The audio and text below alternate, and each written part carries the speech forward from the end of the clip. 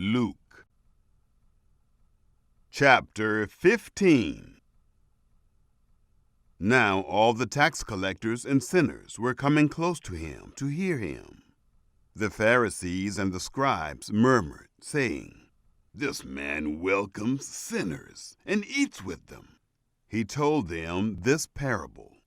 "Which of you men, if you had 100 sheep and lost one of them, wouldn't leave the 99 in the wilderness and go after the one that was lost until he found it? When he has found it, he carries it on his shoulders, rejoicing. When he comes home, he calls together his friends and his neighbors, saying to them, 'Rejoice with me, for I have found my sheep which was lost.' I tell you that even so there will be more joy in heaven over one sinner who repents than over 99 righteous people who need no repentance. Or what woman, if she had 10 drachma coins, if she lost 1 drachma coin, wouldn't light a lamp, sweep the house, and seek diligently until she found it? When she has found it, she calls together her friends and neighbors, saying, 'Rejoice with me, for I have found the drachma which I had lost.' Even so, I tell you, there is joy in the presence of the angels of God over one sinner repenting." He said, "A certain man had 2 sons. The younger of them said to his father, 'Father, give me my share of your property.' He divided his livelihood between them.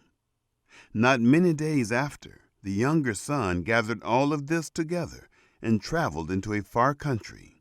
There he wasted his property with riotous living. When he had spent all of it, there arose a severe famine in that country, and he began to be in need. He went and joined himself to one of the citizens of that country, and he sent him into his fields to feed pigs.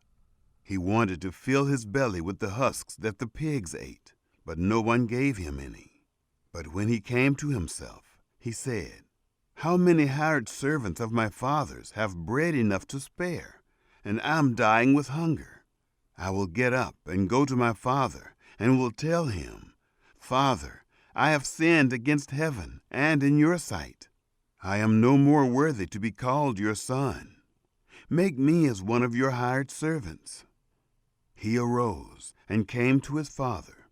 But while he was still far off, his father saw him and was moved with compassion, and ran and fell on his neck and kissed him.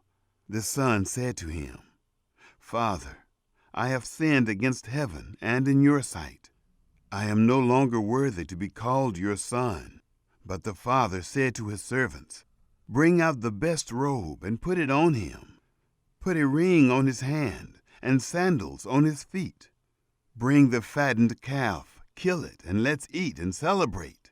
For this my son was dead and is alive again. He was lost and is found.'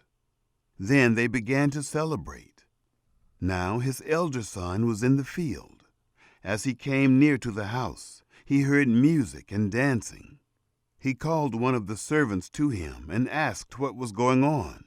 He said to him, 'Your brother has come, and your father has killed the fattened calf, because he has received him back, safe and healthy.'